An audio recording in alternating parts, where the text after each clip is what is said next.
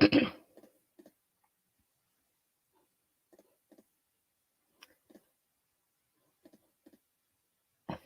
think we're live. Okay, sick. So hello everyone and welcome to another MAASIN Town Hall. Today's topic is going to be mental health and post-war depression. A fun note about today's Town Hall is that it is sponsored by the UC Berkeley Band. They hired us to come and do a workshop on disability and allyship in marching arts, and so we're happy to do that. And in return, they are sponsoring this Town Hall for us, so we say thank you to that. If you're interested in sponsoring a town hall in the future, you could please reach out to info@maasin.net and we'd be happy to chat. The same goes for workshops. We're happy to work with you. So we've got a bunch of guests here today who are coming from a place of lived and/or professional experience who are here to talk about mental health and post-war depression and kind of other things that interplay with mental health and mental illness in the activity. And so if everybody could just quickly introduce themselves, that would be pretty rad. Hi, my name is Careri. My preferred pronouns are he, him. I marched with Jersey Surf in 2014. I was a part of their media team in 2017, and tonight I'll be speaking mostly from lived experience with depression and anxiety. Hi everyone, my name is LeeAnn Guidry. My pronouns are she, her. I have a lot of marching experience. I was a drum major for my college marching band in Louisiana. I was also a drum major for Louisiana Stars Drum and Bugle Corps in 2015 and 2016. I'm working towards a music therapy graduate degree, so I do have a little bit of professional experience as well, but I'm excited to share some things with everyone. My name's Kyle Jackier. My pronouns are he, him. I marched with Jersey Surf in 2016 and Blue Coats in 2017, 2018. I've also been teaching high school marching band for the past 5-6 years, I think. I kind of lost track. And I'll be mostly speaking from lived experience. My name is Alexandra Rathman. I go by Alex. My pronouns are she and her. I marched with Jersey Surf in 2016 and 2018 on trumpet. I also did high school and college marching band. I am working on my master's social work to become a mental health therapist, and I have some work experience with a psychology bachelor's degree in mental health, and I also have some lived experience. Oh, go on. I'm so sorry. I forgot that I am teaching a high school marching band for the first time also. Nice. Well, thank you for joining us, everyone. I'm really excited to get to chat with you.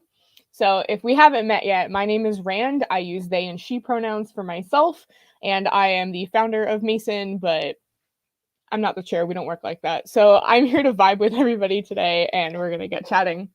So our first question that we have for everybody on today's panel is, what do you think the climate for mental health concerns and mental illness stigma in the activity is? Has this changed over time, and where do you think it's going? So anybody can feel free to jump in. There's no kind of set order. This is more like a discussion than anything else. So if you have thoughts, go ahead. So I think that the direction that the activity is heading right now, especially in the drum corps world, is a very positive direction.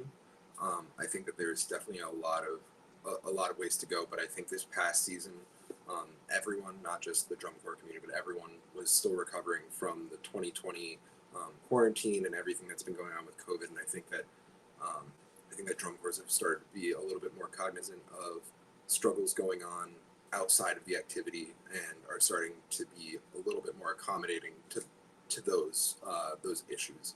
I definitely think that there's a lot that can be done to continue to grow. I think the big one for me would be including like a therapist on staff, because we already have like physical therapists. I think the idea of adding a mental health specialist isn't a huge stretch. I'm pretty sure I heard of a couple corps starting to do that, but I'm not 100% sure.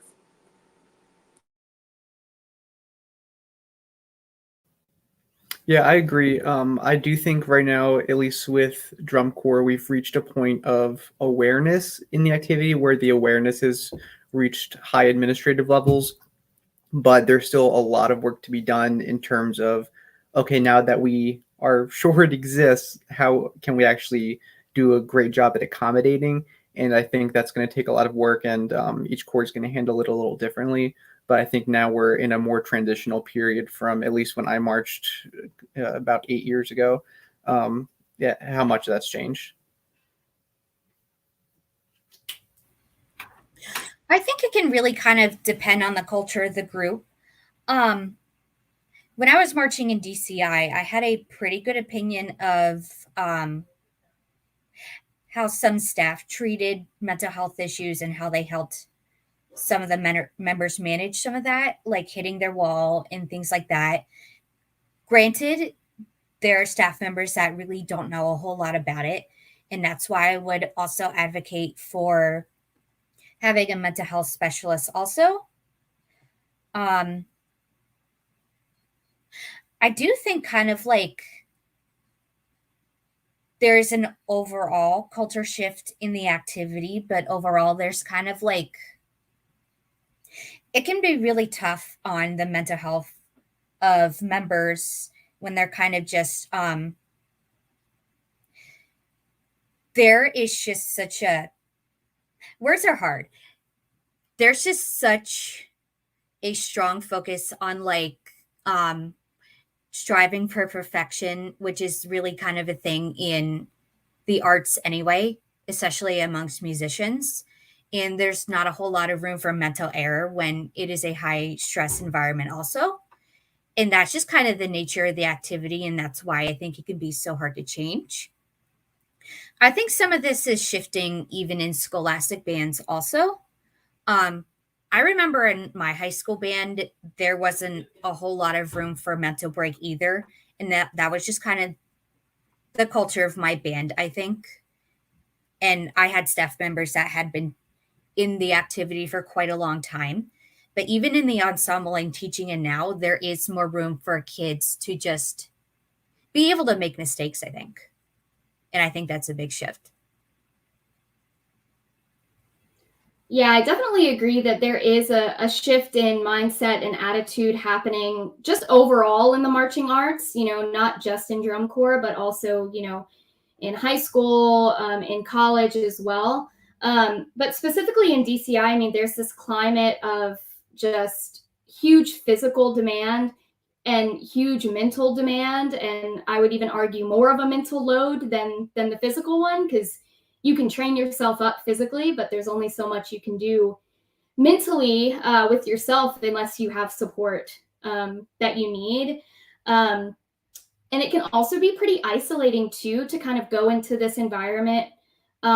If, you're going to, I don't know, Blue Devils or something in California, but you're from Louisiana, all your friends and family are here and they may not really understand what in the world you're doing and why you're paying money to do it.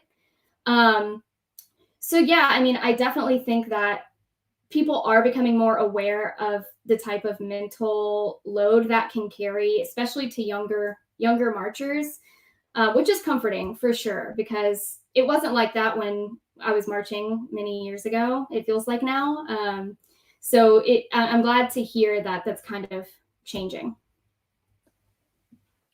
Yeah, that's a really good point from everybody. So LeeAnn, I really like your point about how you can like kind of train your body, but it's a lot harder to mentally prepare for this kind of season, especially if it's your first time. So I think that leads into our next question pretty nicely, which is about the wall.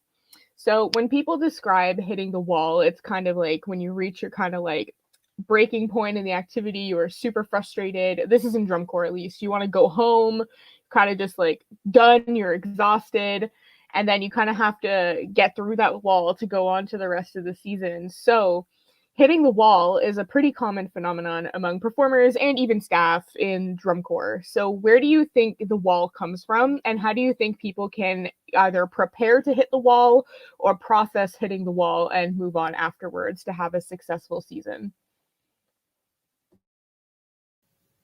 At least for me, my wall was probably 2 to 3 weeks into the touring season after spring training. Spring training, I was lucky enough to have my old high school. That was our spring training site. And so it was very familiar, and I still had a lot of familiarity from the band room to the field.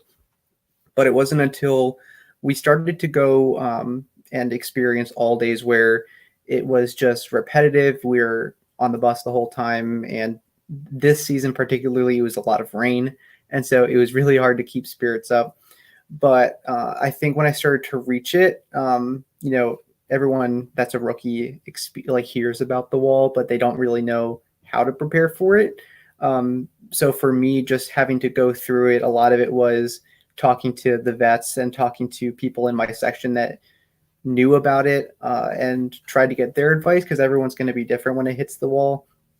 But for me, it was just pushing until the first regional competition, regional day. But it was very tough for me, and really relying on the vets helped a lot. I think that's a really good point, Will, just about pushing to that like performance. And for you, it was regionals. And I think I remember, experiencing kind of the same thing where you hit a point where, you just don't know like if it's worth it, I guess. And all of that comes again, just with the stress of what you're doing. It's kind of crazy when you really think about it.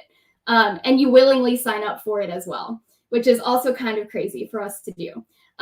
But it's so important to kind of like find the support, find what you're pushing towards, especially if you hit your wall or you get to that point early on. Some people like, Will, you don't hit it until you're on tour. But I know in my experience, a lot of people hit it during spring training where we were still really at home. We weren't even getting on a bus yet. So trying to find something to look forward to, even if it's just getting onto your air mattress at the end of the day or taking a lukewarm shower. So finding something to look forward to. And I also, when I really think about what the wall means, it's burnout.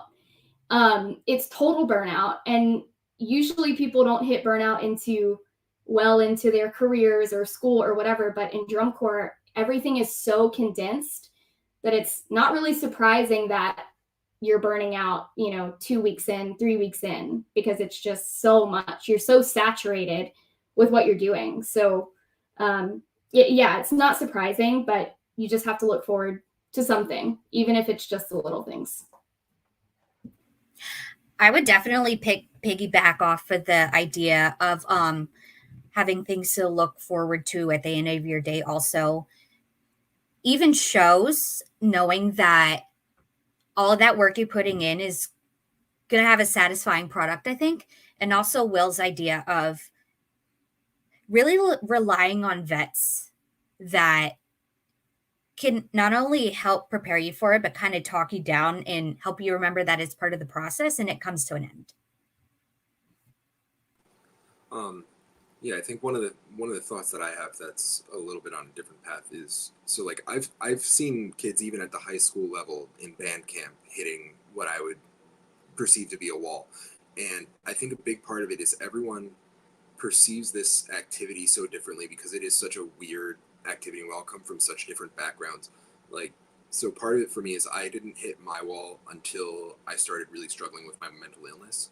Like I was pretty okay with a lot of the physical stuff and the music stuff because it's like I had a lot of experience backpacking and being away from home and stuff. So that didn't really, for me, that didn't set in. For me, it was I didn't properly set myself up for success with my mental health in regards to mental illness that I deal with.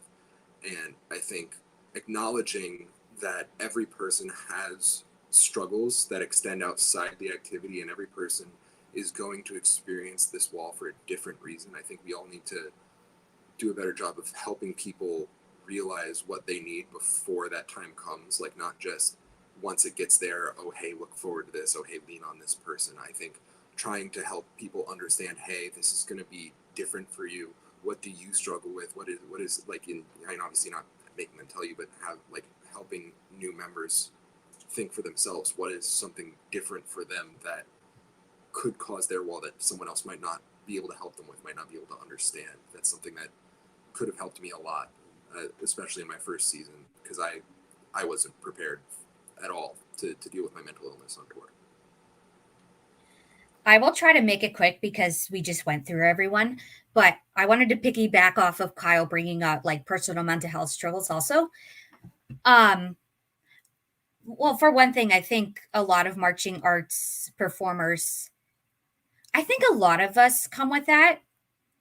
And I think that the vast majority of people struggling with a mental illness has some kind of trauma too. Even if it's like not even necessarily something dangerous they went through, but just some difficult relationships or like abandonment or anything like that. And I think for me, it's kind of like I learned to have a really hard time with criticism, and that's something I struggled with in the activity too. And when you're constantly receiving all that feedback, namely in drum corps, it's really feedback heavy also, and really gets down to the nitty gritty. I really had to, and I've worked on this since I aged out also. It's kind of like you had to not only have some patience with members and give them time to learn, but learn that it's not personal and it really will make you better in the end.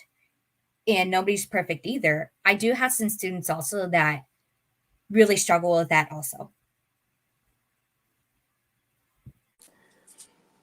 Yeah, this is a little off, but now that you mentioned it, something I was thinking of when we were kind of going into this town hall was how this activity, and the activity meaning marching arts in general, but I find DCI in particular does seem to attract people who might have had like a difficult home life and are looking for something to put a lot of their time into, and like, a supportive environment where there's lots of people around, and kind of that whole like surrogate family notion, which isn't a bad thing.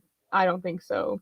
But it definitely changes the landscape of the interpersonal relationships of ensembles and the activity as a whole when you're kind of trying to navigate yourself and other people and the relationships that you're going to have with other people in the activity. And so I do think that, like Kyle said, remembering that everybody is such like an individual, but coming into this with like, different experiences. And then because of that, people are going to have different reactions to different things and kind of, have different factors into hitting their wall is so important for how we're going to navigate like a season interpersonally. Anyway, though, these are just things that I like to think about because they were personally like important to like my master's research work. But moving on, so we talked a little bit about kind of during the season, we talked about how, people need to learn that like sometimes like criticism, it feels personal, but maybe it's not. And that's kind of like a personal challenge a lot of people get over.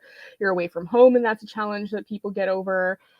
Things like that. You're in a new environment. But after the season, people also tend to struggle. So there's a phenomenon in drum corps that a lot of people refer to as post-tour depression, which is when, the season ends, it's after Indianapolis, you head home, and then you're kind of just sitting in your house and you're thinking to yourself, like, okay, what now? And some people can get really down. They can get really sad and kind of feel like blue and depressed after the season ends. And so I would like to pose a question. This is a very common phenomenon for performers, especially. So where do you think this comes from? And how do you think members can alleviate this? Well, I think there are a lot of reasons, but one of the ones I wanted to bring up, because I'm sure the others will cover some of the others, but I think kind of a big part of it is culture, quite honestly. Like drum corps is just such a unique culture, and like outside of drum corps, like even in band, there are kids that are like it's kind of the weird kid crowd, but just the way people act in drum corps just isn't the same way as like outside of it. And it's kind of just like at the end of the season, you get suddenly ripped away with it, and then you have to try and live with other people, I guess, when you were so used to like your cohort. And I think that has a big impact on people. Yeah, I think building off of like being ripped away, I think there's a huge contrast in how the season starts versus how it ends. Because you start off going to like an audition camp, and then a couple months later, maybe a callback camp, and then a couple months later, then you start doing the monthly rehearsals, and then you like ease into spring training, and then you're on the road. But then you get pulled out right at sort of the peak. You get pulled out right after finals. You get pulled out, or whatever your final performance is. You get pulled out at when everything is sort of building to this thing you've been waiting for. And so it's like on top of being pulled away from this culture and this family and everything that you've been looking forward to, everything you've been working for, everything that you've been 100% focused on for the entire summer just goes away. And it leaves this tremendous gap in your head and your heart in terms of direction. Like we would always joke around like band is easy because they just tell you what to do and you do it. And then you go back to real life and there's no one to tell you what to do. I mean, besides like, if you're going to school, obviously there's people like teachers and stuff, but like there's no one telling you, okay, go eat food right now. Especially if you're going back into college and you're on your own. It's just a massive change in lifestyle. And I think that's shocking to anyone who spent an entire summer doing this activity. It's jarring. And I mean, for me, one of the things that helped was I marched. So I lived in PA and marched with Blue Coats, which had people from all over the country. And so when I went home, no one was there. So I tried to find people from other corps who had at least somewhat of a similar experience and started talking to them. And if you can't find people from other corps, just try to throw yourself into something that you love. Like it's so important to try to backfill that hole. Otherwise it gets just sort of filled with darkness. Yeah, and I think that filling that hole is probably a lot easier for maybe younger marchers and maybe younger corps. I remember, so my first year marching, I was in between my junior and senior year of high school. So it was a little easier for me to leave drum corps and go straight into what was remaining of band camp and then start school. And then I'm doing band practice. So I was kind of still in that environment, I guess, where it was very structured. I was still under my parents' house, things like that. But then my second season, I was going into my freshman year of college, which is such a weird transition already. And then you throw drum corps into the mix. So it's the exact same thing that, you were both saying is like, you work so hard for all of this stuff. And then you go into an environment with literally no structure whatsoever. Like it's up to you to do it. And you're already dealing with just like this weird, like imbalance of emotions and trying to process what you just did for like 2 or 3 months. So it's very, very confusing and there's a lack of routine. You're also not moving your body as much unless you are in band or you're keeping up with whatever routine you had. So I think the biggest thing for me was trying to keep the routine as steady as I could. Like, okay, I'm going to wake up, I'm going to eat breakfast, then I'm going to do this, then I'm going to do this. And I was kind of robotic for a while, but it helped me ease into things. And of course, staying in touch with the people that you are closest to, even if it's just phone calls, FaceTime, Skype, whatever. And if they're close to you, like geographically, obviously, get together with them, have coffee, have dinner, do what you do. It definitely makes things a lot easier to transfer out of that. Yeah, for me, I also marched in between my junior and senior high school years.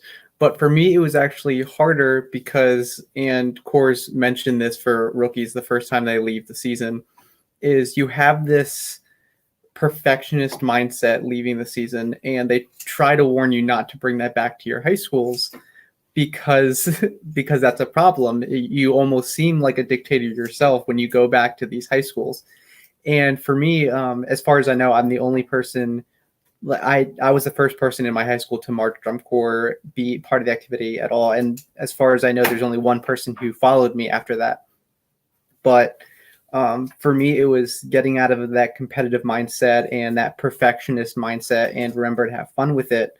And thankfully, I had a band director who allowed me to like once a semester would let me give a presentation on what drum corps is to my band. And so that allowed me to kind of get like my drum corps fix a little bit of still having those conversations, which was nice. And yeah, I think as everyone else mentioned, it kind of just comes from a lack of, the routine afterwards and missing the people you spent all those months with. It almost feels like when you finish a TV show abruptly, you spend all those seasons watching and growing with those characters and then just stops for the season finale and you don't know what to do with yourself. That's kind of how finals feels like when you leave indie. It's just an abrupt end. And, it's something we all go through and something that's hard. It's just finding your little way to keep going with it. I do want to throw out there that I had that same experience with my college marching band also, because it wasn't like I went to Edinburgh University and the college band was like more just for fun and just to like, do bando stuff. And a lot of people were there just for fun and to get an A in a class, in which quite honestly, there's nothing wrong with that. But I definitely took that mentality home to it. And somehow I made friends, especially since drum corps, I think, made me more goofy and outgoing kind of. But like, quite honestly, I was just struggling with the just kind of anger and upset with my season abruptly ending. And just sometimes I wasn't very nice. I'm going to throw that out there. Yeah, I was definitely that kid too, like especially in high school, you come back with like the tan and the sock tan line and like, I mean, your high school band like kind of thinks you're big stuff and then it gets to your head like, especially if you're in a leadership position. And I was a drum major of my high school band. So like I had to do a lot of like processing, like, no, don't be that person because then you're just going to discourage people from doing the activity that you love so much, So yeah, it's just like that transition it's tough. It's like just also like finding people to be around that are like-minded can be really difficult sometimes. Yeah, I had something that I thought of just real quick that we hadn't touched on. I think something that a lot of us, especially being band kids, encounter is more physical activity than we've ever done in our life.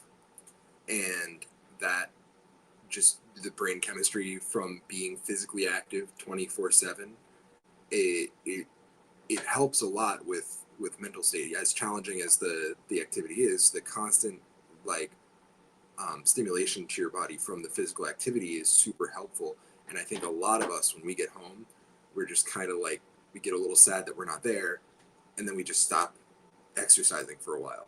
And I think that shock to the brain of just not getting the same physical activity that you were, or any physical activity in some cases, can just enhance the feeling. And I think something important is to make sure that you're continuing so obviously you're not going to be outside for 12 hours a day, like that's crazy, but some sort of exercise regimen that keeps the juices flowing in your head. Yeah, I think that's a really good point too. There's just I think Will's right. The end of a season is kind of just like abruptly ending a TV show where all of a sudden, you go through so many changes at once because you're stopping the physical activity. You're not seeing the people you were seeing every day anymore. That same kind of 24/7 social support network is not happening anymore, which I know can also be very difficult for some people. And you're also just not having your needs kind of automatically met in the same way.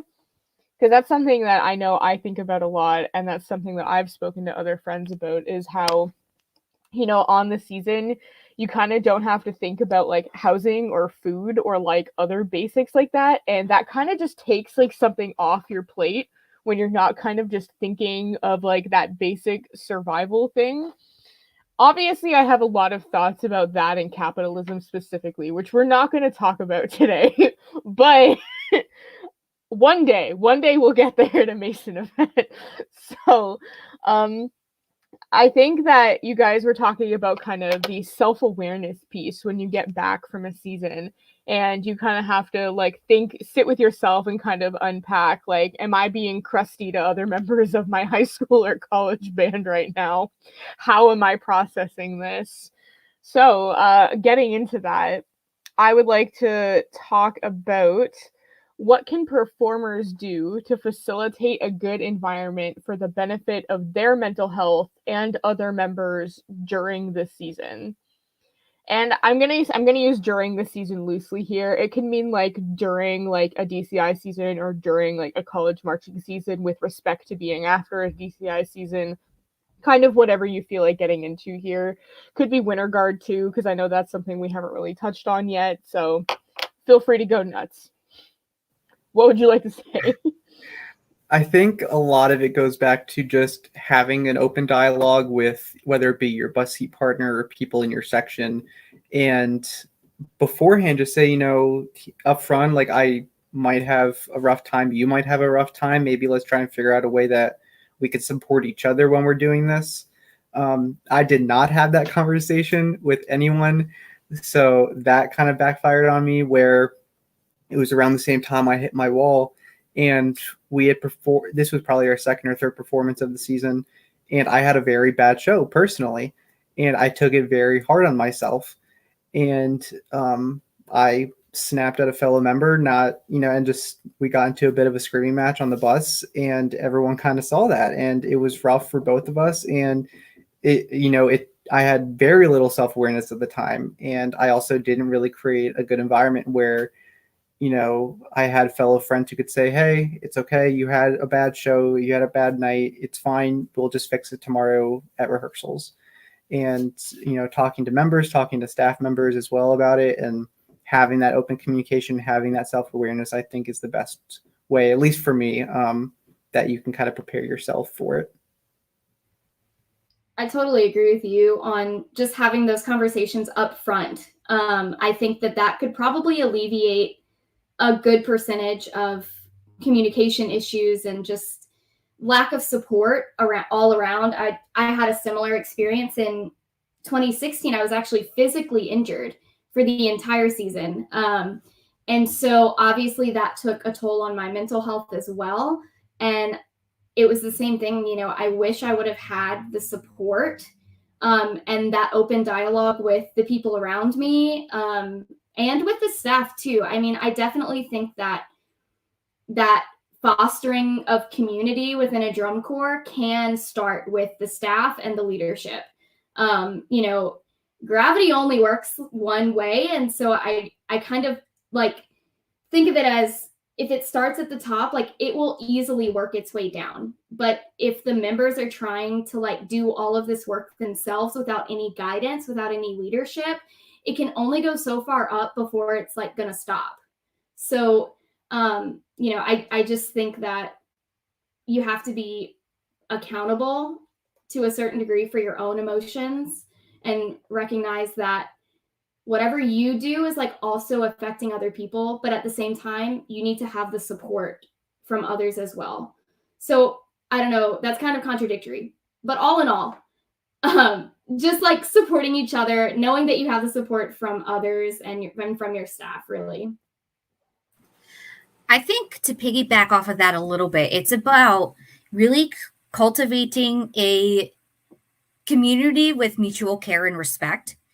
Like, you just have to mutually support each other because you're all dealing with the same thing. LeeAnn, of course, said a lot of what I would have said about that. But it's also just kind of like, yes, accountability for your emotions, which also means treating other members kindly, like tolerating differences and not junior teching each other and being nice when you are trying to help each other, and just being aware of when your frustration is getting high. And I wanted to piggyback off of the physical injury part too, because my second year, I was dealing with some illness. I was first diagnosed with a thyroid disorder, and quite honestly, I had come out of the hospital with pneumonia pretty recently. So I had a really rough season because I just wasn't as physically capable as I was before, even though I had spent all of the winter before I got sick, of course, like conditioning for it. And I don't know if this was really happening, but I kind of felt in a way microaggressed a little bit because I didn't feel like other members tolerated that. And it's really, it's just kind of an accessibility thing. Although the staff that I talked to were like amazing about it. And that is something that really helped me. Like a point of just like resilience for me was that. Oh, and then there was some like, I won't get into that. Never mind. Yeah, I think one of the things that we're all sort of touching on is getting out ahead of it and like getting out ahead of the challenge. And I think one thing that doesn't get talked about enough is understanding when you're ready to enter the activity. So just a little background on me. I had contracts in 2014 and 2015, both of which I backed out of because I honestly just wasn't prepared mentally. I was going through a lot with my mental illness. I had just been diagnosed for the first time in 2014. So having people around me who were helping me understand really what I was going to get myself into if I did this activity and how much more strain was going to be on me, and like basically I wasn't going to be able to devote the energy to focus on myself that I needed to. And like, this is a wonderful activity, but also your health is always more important. Your health is always the most important thing. And I think not trying to push people into the activity before they're ready is a super important thing. And then just like as other members being understanding that, hey, if this person is leaving, like they were here, they were ready to do it, but if they're leaving, there has to be a good reason. Like I can't stress enough that taking the time away is super helpful if you need it. I was able to work on myself for both of those summers and then come back in 2016 and really enjoy myself and really put all of my head into doing the activity and not spending as much time trying to figure out where I was at. I mean, I was still, obviously we're always growing, but I think understanding that not everyone is ready to do the activity at all times. I think that that's something that doesn't get talked about nearly enough. Yeah, 100%. And I think the answers you guys just both gave, so like Alex and Kyle, kind of really nicely illustrates the dual responsibility of the individual and the ensemble. So Kyle's talking about how you need to know if you're ready, and then it's kind of your responsibility to figure out if you are personally ready to be, dedicating yourself to a summer of this, which I think is a really good point. We talk about how if you're not physically ready for a summer, like say you have injuries from a previous season still, or like something's going on for you, like you should really take a summer off to heal. And I think that the same goes mentally, but people don't tend to look at it the same way. People kind of expect you to get over it a lot faster, which is not necessarily true at all. But then when Alex was talking about how she felt microaggressed against for kind of struggling, I think that also really illustrates how a lot of people kind of only think of mental health as an individual issue and not really kind of considering that the ensemble environment could make somebody struggle who wasn't necessarily struggling before or shouldn't be struggling, especially if there are, kind of bigoted attitudes or barriers for particular marginalized groups that could be very difficult. Like, for example, like I know some trans members who have struggled over a summer with bad mental health because their ensembles did not take them seriously.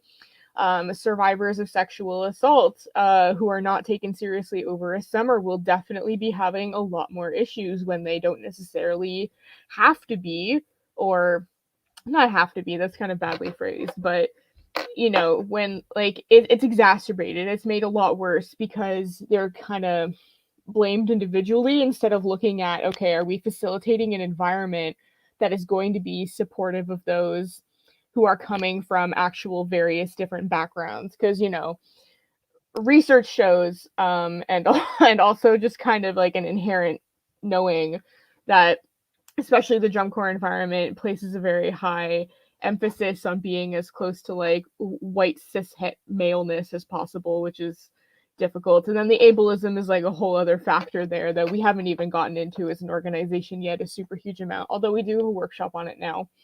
So circling back around, I know LeeAnn was talking a little bit about staff and how members can only do so much, but there really needs to be a staff component as well.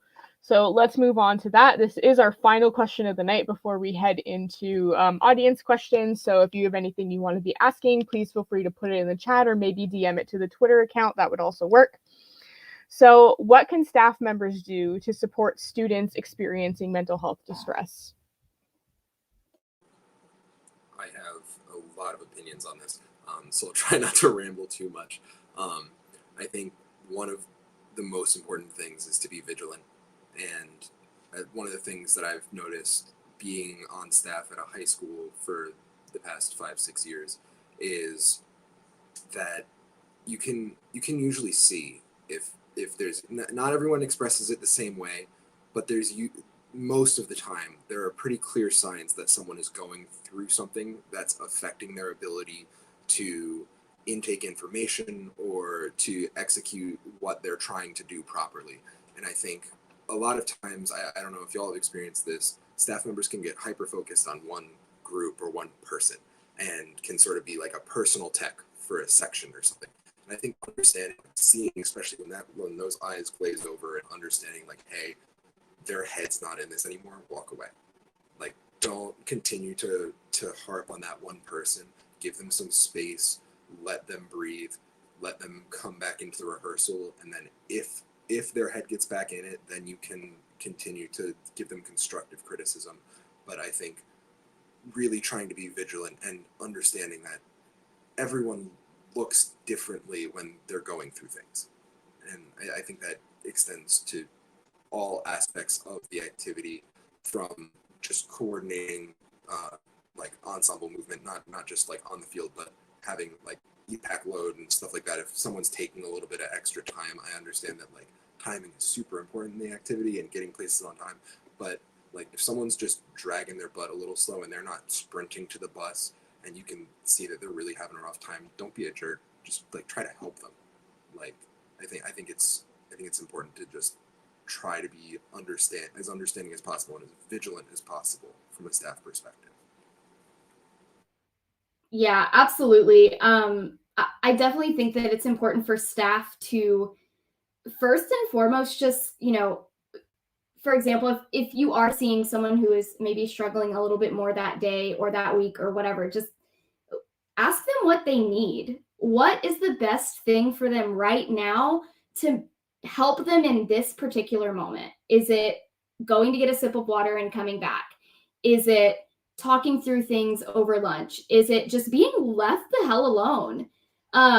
Because if you are, just like you said, if you're on a section's case or if you're on a particular person's case all the time, it's going to make it worse unless they've specifically told you, you know what, I may need a little bit more critique, or I may can you just watch me do this run of this section, whatever, and tell me how to make it better. I had that exact experience where, I wasn't even on the field. I was just on my little metal podium, but I was just getting hounded and hounded and hounded about things that were not even related to what we were doing. And it was like, this is not productive for me, for you, for the core, and if they would have just asked me what I needed, I would have just told them, like, I don't need anything right now. I just need to do what I'm doing. So being very upfront with that, having the open line of communication to have the trust between staff and members where they can have that type of conversation. And obviously having a mental health professional on staff would be just amazing. That's like best case scenario. Having someone there to really talk through these things, because sometimes, staff are not therapists, your friends are not therapists, you are not a therapist. And some people try to be, and that can do more harm than good. So yeah, I do definitely think that having a mental health professional on board is a good idea for that, because you're there to do your specific job. And also mental health professionals are trained to do that kind of thing and to make the right moves and ethics and what to do if somebody might be like at risk of harming themselves or something like that. And it's really best to leave it to them, especially since they've been trained in how to handle that. With that being said, I'm aware that there are a lot of people in the activity that don't know a whole lot about mental health, or quite honestly, they come from an older generation and they just don't come from a generation where that's really normalized and it's okay to talk about that kind of thing. So for those kind of people, it's honestly just like, it does a lot to notice that something is off with that member and to just allow them to be seen and heard, and to just validate how they feel, even if it seems small to you. A lot is piled onto them. And I think accountability in the activity, just for a wide range of things that like MAASIN tends to discuss, because like I mentioned trauma earlier, a lot of people have never had an adult apologize for something. So I think that's really big, just to have accountability also. Yeah, as LeeAnn and Alex said, I also don't think we should expect this core staff members to know how to handle the situation as much as point a student in the direction that they need to be in. So I had a tech who marched drum corps for half a decade, and at no point had he hit a wall. He had no experience with the ups and downs of the drum corps. He mostly just saw it as a fun activity to do, and that's fine. That was his experience. But for someone like me who had a little harder time during the season, he said, well, I'm probably not the best person to talk to about this. Instead, you should go talk to this person. And so even though he himself could not offer the support that I needed, he at least pointed me in the direction of somewhere that I could receive it. And just because, like everyone said, they're not therapists, but at least you could point them in the direction of someone who can assist in some way. If it's professional or just for a little bit of emotional support, it's going to go a long way, because corps aren't going to have, every corps is not going to have a mental health professional on tour next season. That's completely unrealistic. But I think something should be done to help students that are still in those positions. I did want to throw one more thing out there, especially since this might be helpful to like corps that may not have a mental health professional in the upcoming seasons. In all 50 states, and I believe in Canada also, there you can dial 211 to help you find like resources in your area, like even like that kid's student's hometown, or maybe you're on tour somewhere and you need to get someone emergency help. That's a good tool to have in your back pocket, I think. And I think a lot of people don't even know that exists. I just wanted to throw that one out there because I think everyone should know that. No, I think that's a really good point. Because I know we've kind of mentioned repeatedly that it would be like, I guess, ideal for every corps to be connected with a mental health professional who can help out with their members. But I think, honestly, unfortunately, Will is right. I do think it's a little unrealistic to expect that every single corps, especially when there's such a disparity with corps that have like a lot of resources and corps that operate off like 3 jelly beans and a dime somebody found on the sidewalk once. So it's like, it's a little difficult to kind of expect that all the time. But because most corps have it in their mission statement or whatever to, provide like a fun, safe educational environment for members, I think that part of that is knowing that if you don't have all the answers, that's perfectly okay, but you should be willing to help connect a student to somebody who can help get them the help that they need. So being knowledgeable on like helplines people can call. So if a student comes to you and they're experiencing distress, but you're like, I don't know how to handle this, you can at least like, help them get in touch with somebody who could help and like talk them through something. Like that would be fine in and of itself. And then I don't know. Honestly, I have a lot of feelings on like what we should be like providing for members, because I really do feel like if we've got students in the activity who are in training to become mental health professionals, we should be able to set up placements or something, but that's like a whole other like legal and academic battle. So who knows if that'll ever happen. Moving on from that though, It doesn't look like we have any community questions. So I would like to ask whether anybody has any closing remarks they'd kind of like to share, whether there's like one last thing you'd like to share with everybody before we totally wrap up.